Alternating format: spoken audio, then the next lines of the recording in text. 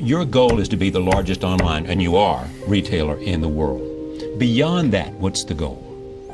Well, our mission is Earth's most customer-centric company. But I don't know what that means. Well, I'll give you an example. Right after World War II, Morita-san, the guy who founded Sony, set as the mission for Sony that they were going to make Japan known for quality. You have to remember, this was a time when Japan was known for cheap copycat products. And Morita-san said, he didn't say we're going to make Sony known for quality. He said we're going to make Japan known for quality. He chose a mission for Sony that was bigger than Sony. And when we talk about Earth's most customer-centric company, we have a similar idea in mind. We want other companies to look at Amazon and see us as a standard bearer for obsessive focus on the customer, as opposed to obsessive focus on the competitor. So that's one of the reasons we work on differentiated products. It's one of the reasons we take a long-term viewpoint on things. You can't really do the right thing for customers if you're short-term oriented.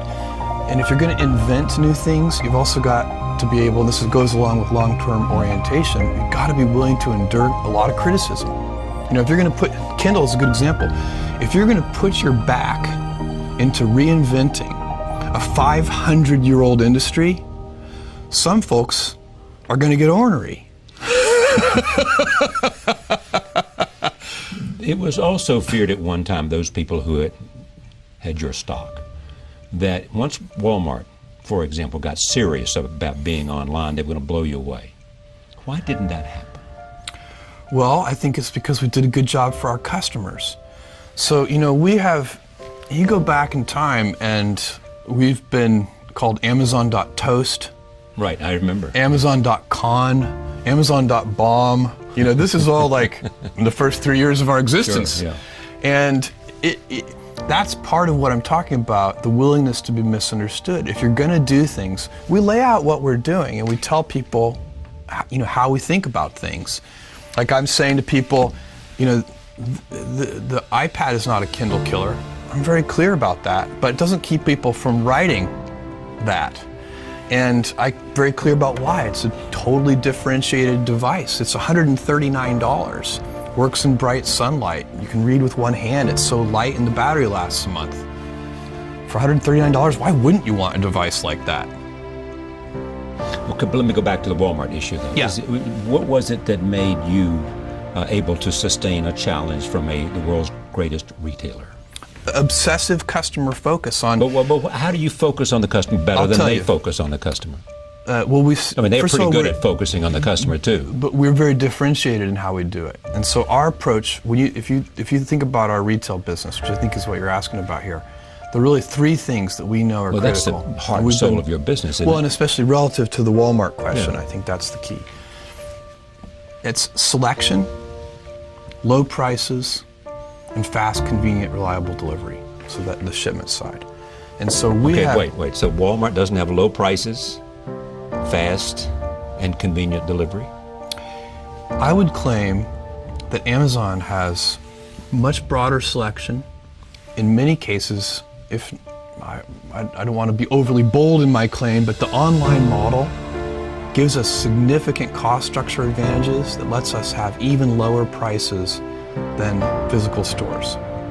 Selling online? Well, sometimes they do have umbrella problems sometimes where they don't want to compete against themselves online versus offline. But at Walmart, with all of the volume that it buys, its purchasing power, therefore gives it the ability to offer lower prices.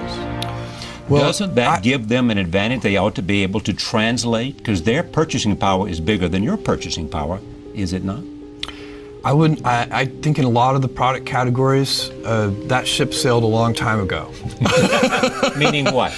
Meaning that we have the purchasing power to compete with anybody. We have the volume relationships with suppliers. That playing field has been leveled. Okay. If you'd asked me that question, 10 or 15 years ago, I'd have agreed with you that there was a challenge you had to overcome. But even then, our profitability is not our customer's problem.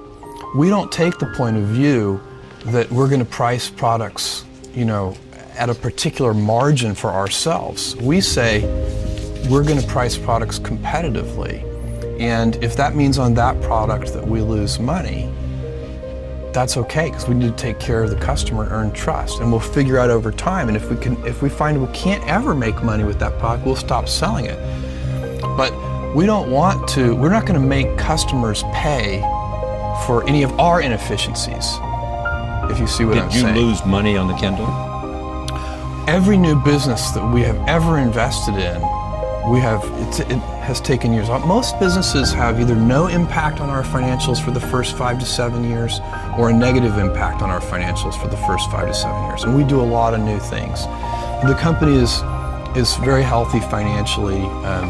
We're doing very well, and it's an outcome of customer obsession. So, when we were Amazon.toast, that was because Barnes & Noble had, we only had 100 when we were declared Amazon.toast, I think we had 150 employees. Barnes & Noble had 30,000 employees. And somebody wrote an article that said, Amazon has had a great 2-year run, but now the big boys have shown up, and they're going to steamroll them. And, we had a all-hands meeting. I called all 150 employees together. I said, look, because everybody's worried about it. Every employee has read the Amazon.toast article.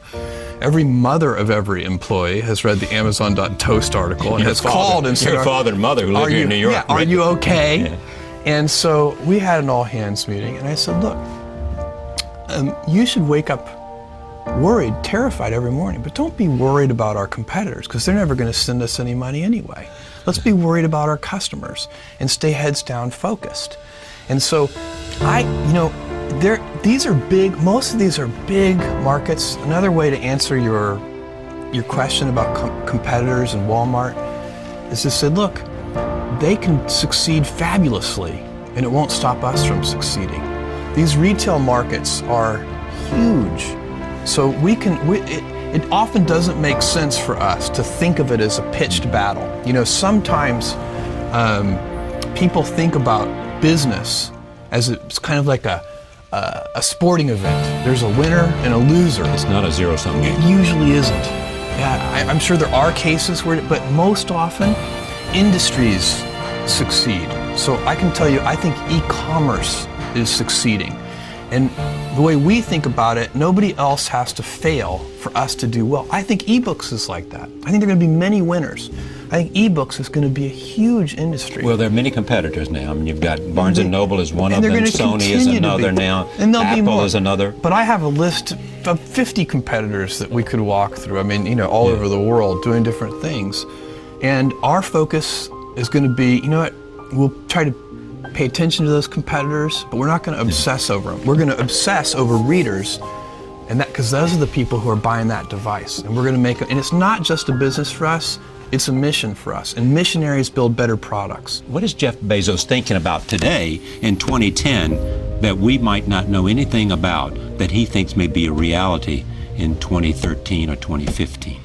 Well, where is the one of the things is the Amazon Web Services business. Now there's a business that probably this is Amazon Cloud stuff. Yes, and there's a business that's growing. It's in a hyper growth phase. It's already a significant business. That's a business that probably is not getting as much attention as it deserves. Is there a dominant player in the cloud business now? Well, Amazon, in the infrastructure part of it, which is the part that we play in, Amazon is by far the leader. Right. It started mostly with startup companies, but now it's big enterprises adopting. The best analogy I can give you for this is, it's like the electric grid. So instead of, right now, big companies build their own data centers, and they buy their own servers, and they put it in. It's a lot of CapEx. There's a lot of price of admission. You have to, if you're going to operate a data center, you have to do it well. But it doesn't differentiate you from your competitors. It's just a price of admission. And so what we do at Amazon Web Services is we sell compute by the hour.